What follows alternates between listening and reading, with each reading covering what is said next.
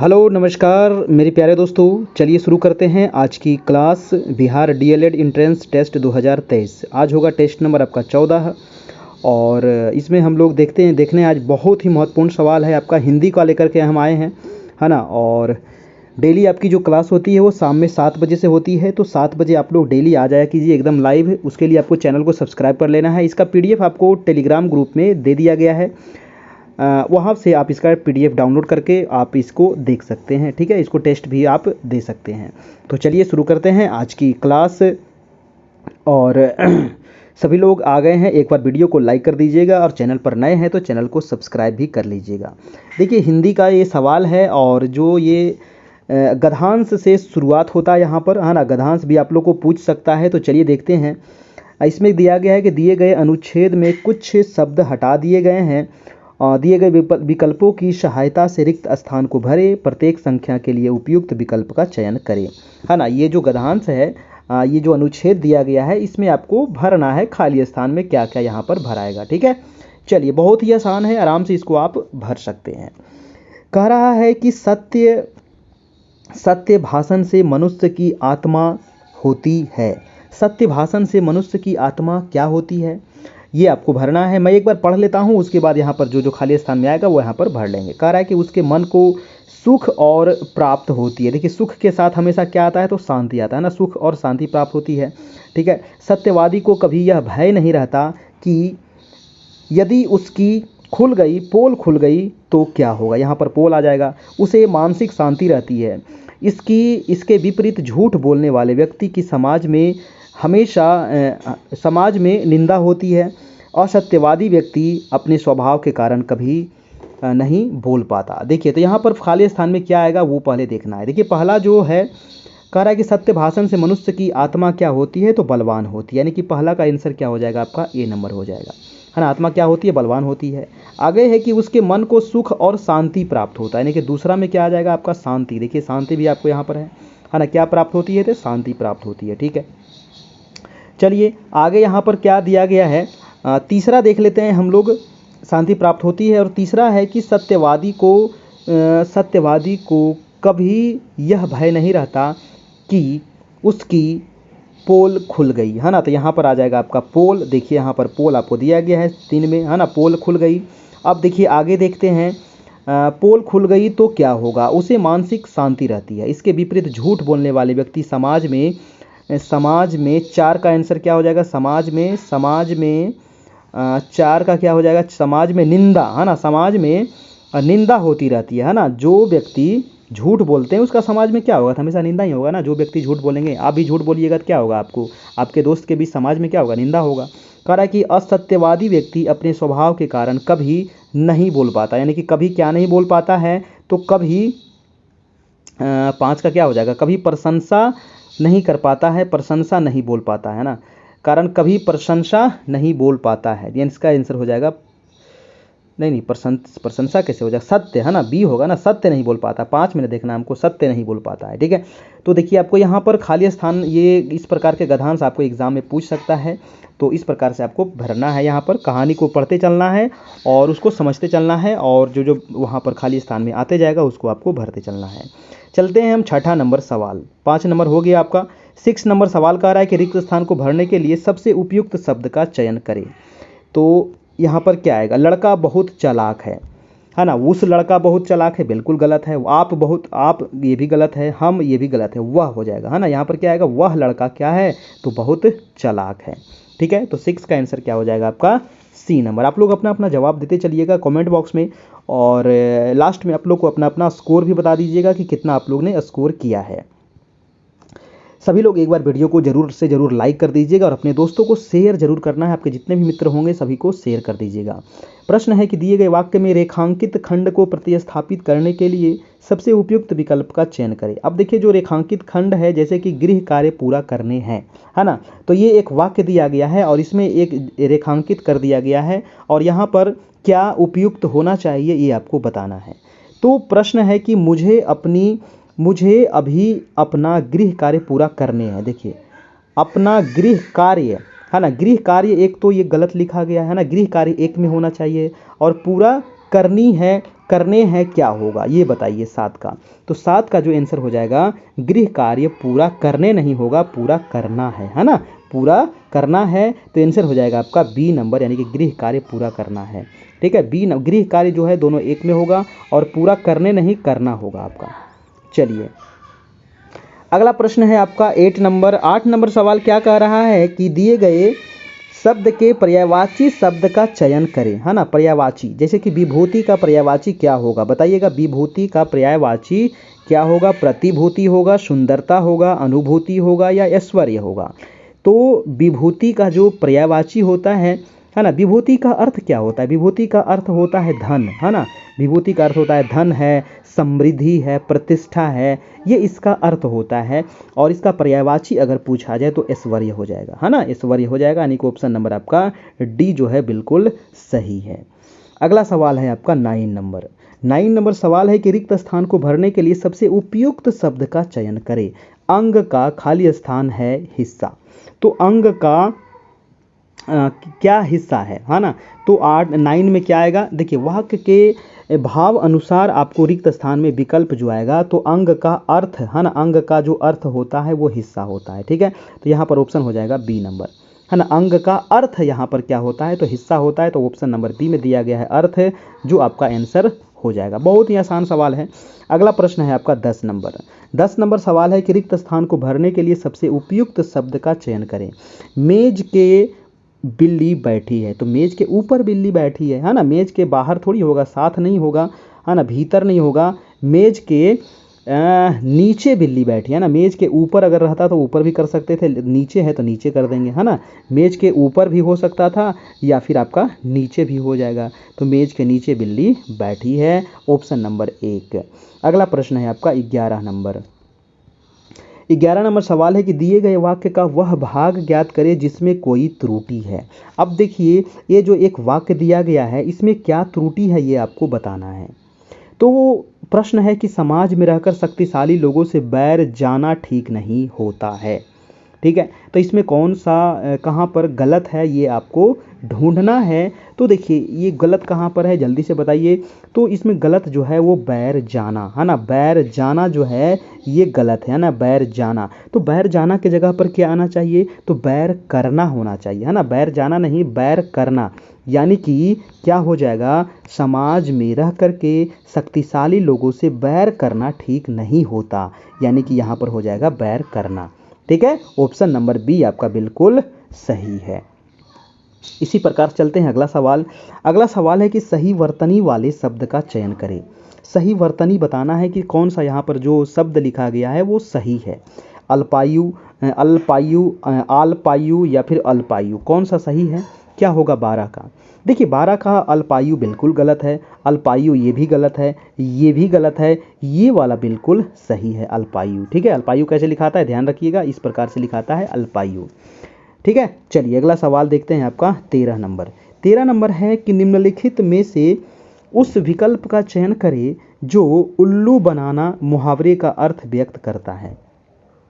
उल्लू बनाना मुहावरे का अर्थ कौन सा यहाँ पर होगा बताइए जल्दी से। उल्लू बनाना, निम्नलिखित में से उस विकल्प का चयन करें जो उल्लू बनाना मुहावरे का अर्थ। उल्लू बनाना का मतलब क्या होता है बताइएगा। उल्लू बनाना यानी कि उल्लू बनाना मुहावरे का अर्थ होता है दोस्तों मूर्ख बनाना। क्या होता है? मूर्ख बनाना। जैसे आप किसी को मूर्ख बनाते हैं ना, तो उसको क्या कहेंगे? उल्लू बनाना, है ना। तो आंसर हो जाएगा आपका आंसर नंबर बी हो जाएगा। अगला प्रश्न है आपका 14 नंबर सवाल कह रहा है कि सही वर्तनी वाले शब्द का चयन करें। अब देखिए 4 ऑप्शन में कौन सा शब्द यहाँ पर सही है? जन्मंध, जन्मांध, जन्मांग या फिर जन्मांध, कौन सा सही है?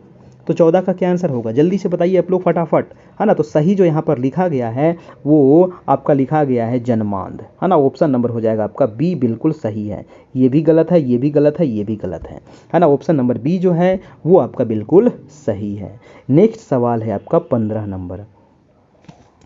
नंबर सवाल है कि दिए गए वाक्य में रेखांकित खंड को प्रतिस्थापित करने के लिए सबसे उपयुक्त विकल्प का चयन करें। यानी कि ये जो वाक्य दिया गया है इसमें जो रेखांकित किया गया है ना, यहाँ पर क्या आएगा, है ना। क्योंकि ये जो रेखांकित किया गया इसमें कुछ ना कुछ गड़बड़ है। कह रहा है कि अर्जुन ने धनुष से मछली का आंख पर निशाना लगाया, है ना। तो कौन सा क्या यहाँ पर गलत है, तो यहाँ पर देखिए गलत क्या है, तो धनुष से मछली का आँख पर, इसके स्थान पर आएगा धनुष से मछली की आँख पर, है ना, धनुष से मछली की आँख पर। तो धनुष से मछली को नहीं होगा, के नहीं होगा, धनुष से मछली से धनुष, ये भी गलत है। तो धनुष से मछली की आँख पर, ऑप्शन नंबर ए जो है आपका बिल्कुल सही है। ठीक है, चलिए तो इसी प्रकार से आपको यहाँ पर ढूंढना था। अगला सवाल है आपका 16 नंबर। 16 नंबर प्रश्न है कि निम्नलिखित में से कौन सा शब्द जो है वो शब्द सफल का विलोम नहीं है। बताइए कौन सा जो शब्द है वो सफल का विलोम नहीं है। देखिए दिया गया जो शब्द सफल है इसका विलोम क्या होता है, विलोम कौन सा नहीं है ये पूछ रहा ना, अच्छा नहीं पूछ रहा था।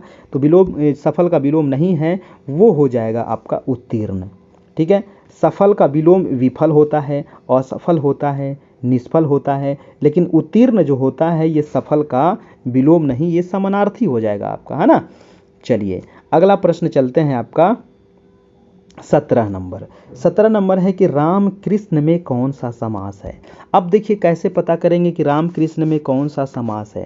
देखिए राम कृष्ण, इसको जब तोड़ेंगे तो राम और कृष्ण ये लिखाएगा। ठीक है, यानी कि ये द्वंद्व समास है। द्वंद्व समास में क्या होता है ना कि द्वंद्व समास में सभी पद प्रधान होते हैं। ठीक है, तो सभी पद क्या होते हैं, सभी पद जो होते हैं वो क्या होते हैं, प्रधान होते हैं। ठीक है, इसमें सभी पद प्रधान है तथा विग्रह करने पर और का प्रयोग इसमें आता है। जैसे राम कृष्ण को विग्रह करेंगे, अगर तोड़ेंगे तो राम और कृष्ण होगा, है ना, यानी कि विग्रह करने पर राम और कृष्ण, अतः ये द्वंद्व समास होंगे। तो द्वंद्व समास हो जाएगा ऑप्शन नंबर ए। ठीक है, चलिए अगला सवाल है आपका 18 नंबर। 18 नंबर है कि विसर्ग संबंधी अशुद्धि को ध्यान में रखते हुए शुद्ध शब्द को बताइए। विसर्ग संबंधी अशुद्धि बताना है। देखिए तो विसर्ग संबंधी आपको किस में दिख रहा है, इसमें तो नहीं है, इसमें भी नहीं है ना। तो बी और डी हमारा बचा। तो विसर्ग के साथ स्वर या व्यंजन संधि को विसर्ग संधि कहते हैं। तो यहाँ पर आंसर क्या हो जाएगा 18 का हो जाएगा आपका बी नंबर, यानी कि अधः जोड़ पतन जो है ये क्या है, इसका मतलब अधः जोड़ पतन किसका संधि विच्छेद किया गया है, तो अधोपतन का, है ना। ये किसका संधि विच्छेद है, अधोपतन का ये संधि विच्छेद है ना, अधोपतन। ठीक है, तो ये हमारा क्या है, ये आंसर हो जाएगा। ठीक है, चलिए शुद्ध शब्द ये था अधः जोड़ पतन। अगला प्रश्न है आपका 19 नंबर। 19 नंबर है कि निम्न वाक्य में से लिंग संबंधी संशोधन करते हुए सही वाक्य को इंगित कीजिए। अब देखिए लिंग संबंधी यहाँ पर संशोधन करना है। वह बुद्धिमान स्त्री है, नहीं ये गलत वाक्य है। वह बुद्धिमती स्त्री है, वह बुद्धिमानी स्त्री है, वह बुद्धिमाती स्त्री है, ये भी गलत है। क्या होगा सही, तो वह जो है बुद्धिमती स्त्री है, बिल्कुल सही वाक्य है आपका ऑप्शन नंबर बी हो जाएगा, है ना। सही वाक्य करने के लिए भी आपको पूछा जाएगा एग्जाम में। अगला सवाल चलते हैं 21 नंबर। कह रहा है कि अंतःजोर राष्ट्रीय, अंतःजोर राष्ट्रीय ये किसका संधि विच्छेद है, तो इस किसका है, अंतरराष्ट्रीय का, है ना। ये किसका संधि विच्छेद है, तो अंतरराष्ट्रीय का आपका ये संधि विच्छेद है ना, अंतरराष्ट्रीय। ठीक है, तो कह रहा है कि इस शब्द में कौन सा संधि निर्देश किया गया है, तो इसमें कौन सा हो जाएगा, विसर्ग संधि हो जाएगा, है ना। कौन सा संधि हो जाएगा, विसर्ग संधि हो जाएगा। ऑप्शन नंबर आपका बी नंबर बिल्कुल सही है 20 का। ठीक है, देखिए वीडियो अच्छा लग रहा हो तो एक लाइक कर दीजिएगा मेरे प्यारे बच्चों, और अपने दोस्तों को ज़रूर से ज़रूर शेयर करना है ताकि उनको भी पता चल सके। डेली आपकी क्लास जो होती है वो शाम में 7 बजे से होती है ना। अभी तक 14 टेस्ट हो गया है, इसके पहले 13 टेस्ट करवा दिए हैं, नहीं देखें तो ज़रूर देख लीजिएगा, काफ़ी फ़ायदा होगा आपको एग्ज़ाम में। अगला प्रश्न है 21 नंबर। कह रहा है निम्नलिखित ध्वनियों में से बताइए कि कौन सा ओष्ठक नहीं है ना। ओष्ठ नहीं है मतलब ओठ से उसका आवाज़ नहीं निकलता है। तो क्या हो जाएगा, म, प, भ, फ या भ। देखिए म जो है ना, म जो आपका है इसका जो आंसर हो जाएगा वो म ही होगा। म हम लोग बोलते हैं तो म तो एक्चुअली जो ये वर्ण है ये पवर्ग वर्ग है ना। किस वर्ण में है, तो प वर्ग, प वर्ण, प पवर्ग में आता है म, है ना, किस वर्ण में आता है तो पवर्ग में आता है। लेकिन जो इसका उच्चारण है वो क्या है, वो उच्चारण करने में म हम लोग जब बोलते हैं तो इसका उच्चारण करने में हमको दांत का भी प्रयोग होता है, ओठ का प्रयोग होता है, थोड़ा सा नाक पर भी जोर पड़ता है ना। तो इसीलिए इसको हम जो म है, एक तो ये पवर्ग में आता ही है, लेकिन म जो है ये ओठ से नहीं होगा इसका आंसर, है ना। इसमें और भी चीज़ों का प्रयोग होता है, जैसे दांत का, ओठ का, नाक का, है ना, गला का थोड़ा सा, ठीक है। तो इसीलिए ये हो जाएगा आपका ओष्ठक नहीं है। लेकिन प बोलिएगा, फ बोलिएगा, भ बोलिएगा, तो ये जब बोलते हैं तो एकदम ओठ से निकलता है ना, प, फ, ब, ठीक है। तो ये हो जाएगा आपका ओष्ठक। बाकी जो म है ये आपका ओष्ठ नहीं होगा। अगला है आपका 22 नंबर। 22 नंबर सवाल है कि आए थे हरि भजन को ओटन लगे कपास, निम्न लोकोक्ति का अर्थ बताइए, है ना। ये लोकोक्ति है और इसका अर्थ क्या हुआ। आए थे हरि भजन को और ओटन लगे कपास, इसका मतलब क्या होता है मेरे प्यारे बच्चों, क्या होगा इसका मतलब। तो देखिए, आए थे हरि भजन को और ओटन लगे कपास, इसका जो अर्थ होगा यानी कि किसी प्रमुख कार्य के उद्देश्य को छोड़ करके अन्य कार्य में लग जाना, है ना। कोई बढ़िया कार्य करने आए थे, है ना, भगवान का भजन करने आए थे और लग गए दूसरे काम में, है कि नहीं। तो इसका अर्थ यही होता है, यानी कि तुच्छ कार्य करना, है ना, यानी कि तुच्छ कार्य करना। ऑप्शन हो जाएगा सी नंबर, ठीक है ना, ऑप्शन नंबर सी। अगला प्रश्न है आपका 22 नंबर।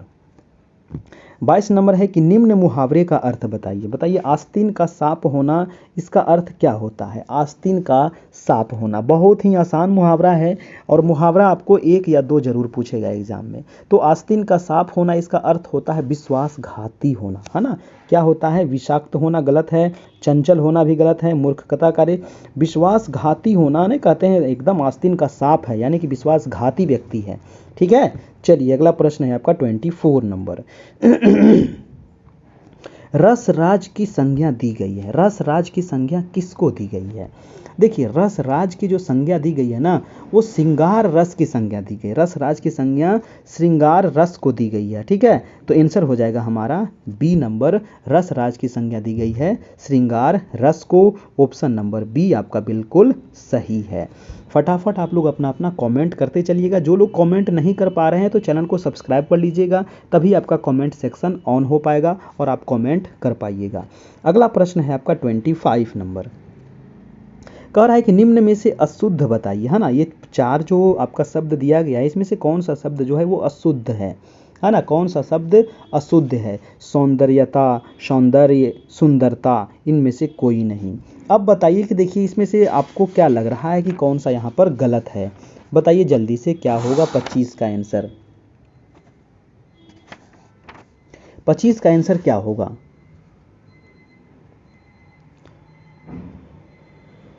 देखिए, सौंदर्यता जो लिखा गया है ना, ये आपका इस प्रकार से लिखना चाहिए इसको, है ना, इस प्रकार से लिखना चाहिए सौंदर्यता, य के ऊपर रता, इस प्रकार से लिखाएगा सौंदर्यता, ठीक है।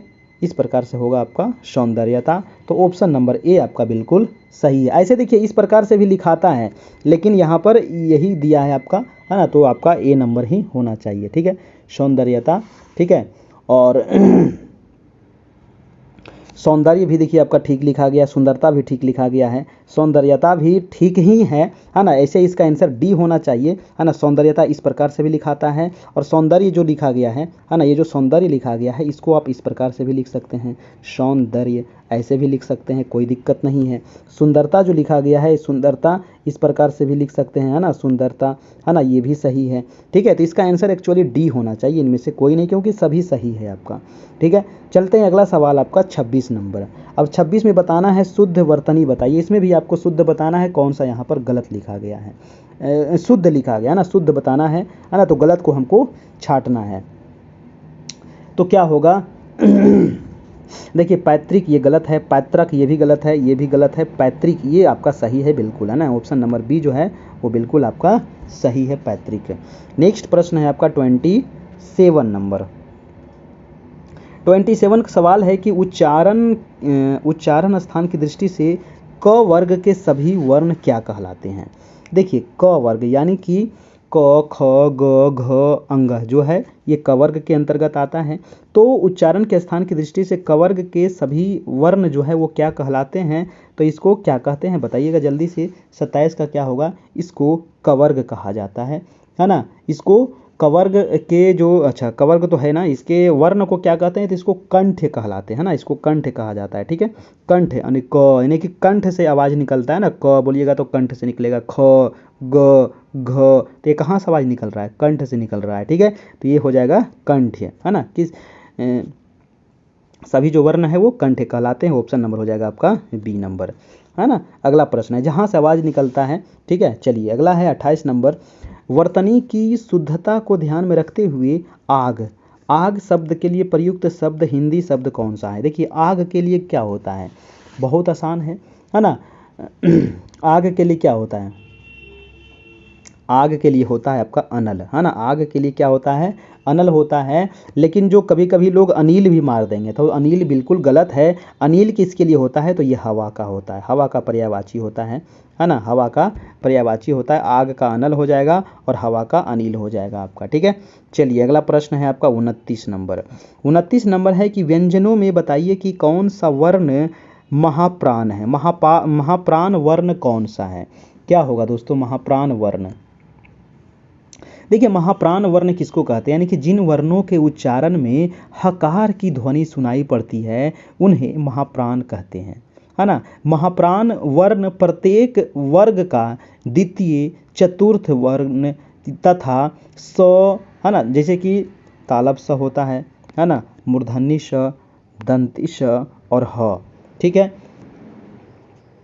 यहाँ क वर्ग के द्वितीय वर्ग ख महाप्राण है। अच्छा, तो इसमें देखिए इसका आंसर क्या होगा, यहाँ पर आंसर क्या होने वाला है, तो यहाँ पर जो हो जाएगा यानी कि द्वितीय में क्या हो जाएगा, ख हो जाएगा, है ना। ऑप्शन नंबर आपका बी बिल्कुल सही है। ख क्या है, तो ये महाप्राण है ना। ऑप्शन नंबर बी हो जाएगा। अगला प्रश्न है आपका 30 नंबर और लास्ट सवाल है आपका। ठीक है, कह रहा निम्नलिखित में से वचन संबंधी संशोधन को दृष्टिगत रखते हुए सही वाक्य को इंगित करिए, है ना। वचन संबंधी संशोधन को यहाँ पर दृष्टिगत रखना है और सही वाक्य कौन सा है ये आपको बताना है। कह रहा है कि वह अनेक विद्या जानता है, वह अनेकों विद्या जानता है, वह अनेक विद्याएं जानता है, वह अनेकों विद्याएं जानता है, कौन सा सही है। तो यहाँ पर जो सही हो जाएगा वह अनेक विद्याएं जानता है ना, वह अनेक विद्याएं जानता है, यानी कि ऑप्शन नंबर सी आपका बिल्कुल सही है ना। वह अनेक विद्याएं जानता है, सी ऑप्शन आपका बिल्कुल सही है। ये गलत, बी भी गलत है, डी भी गलत है आपका। चलिए तो ये 30 सवाल आज आप देख लिए, महत्वपूर्ण सवाल। टेस्ट नंबर ये 14 था और सीटेट की भी क्लास यहाँ पर चल रही है ना। सीटेट के लिए आप सभी के लिए बहुत ऑफ़र है, तो जो लोग अगर इसमें जुड़ना चाहते हैं तो वो जुड़ सकते हैं, है ना। बहुत जल्द आपकी क्लास शुरू होने वाली है। ठीक है दोस्तों, तो आज ये रहा आपका क्लास और फिर हम मिलेंगे अगले क्लास में। टेस्ट नंबर आपका 15 लेकर के कल होगी टेस्ट नंबर 15, है ना। तो इसी प्रकार से आप देखते रहिए और अपनी तैयारी को और भी मजबूत करते रहिए ताकि आप अच्छे नंबर से ला सके और एक अच्छा कॉलेज आपको मिल सकेगा। ठीक है, और आगे जो भी अपडेट होगा एग्ज़ाम को लेकर के, है ना, एडमिट कार्ड को लेकर के, वो सारे अपडेट आपको मिलते रहेंगे हमारे चैनल पर। इसके लिए चैनल को सब्सक्राइब कर लेना है, बेल आइकन प्रेस कर लेना है। 9 बजे से अभी प्रधान शिक्षक ज्योग्राफी की क्लास होने वाली है, तो जो 9 बजे से ज्योग्राफी की क्लास में आप लोग ज़रूर से ज़रूर ज्वाइन कीजिएगा, है ना। 9 बजे से अभी ज्योग्राफी एनसीईआरटी क्लास 8 की चैप्टर नंबर 1 अभी होने वाला है। ठीक है, तो सभी लोग 9 बजे रात में ज़रूर से ज़रूर ज्वाइन करना है ना। क्योंकि एनसीईआरटी आपका क्लास 6 कंप्लीट हो गया है, 7 भी पढ़ा दिया गया है पूरे मानचित्र के द्वारा और उसका क्वेश्चन आंसर भी करवा दिया गया है चैप्टर वाइज। क्लास 8 का शुरू हो चुका है, आज से शुरू होगा और उसका क्वेश्चन आंसर भी करवाया जाएगा, है ना। तो काफ़ी विस्तार पूर्वक से होगा। चलिए तो फिर मिलते हैं हम लोग रात में 9 बजे से, तब तक के लिए गुड बाय, टेक केयर, धन्यवाद।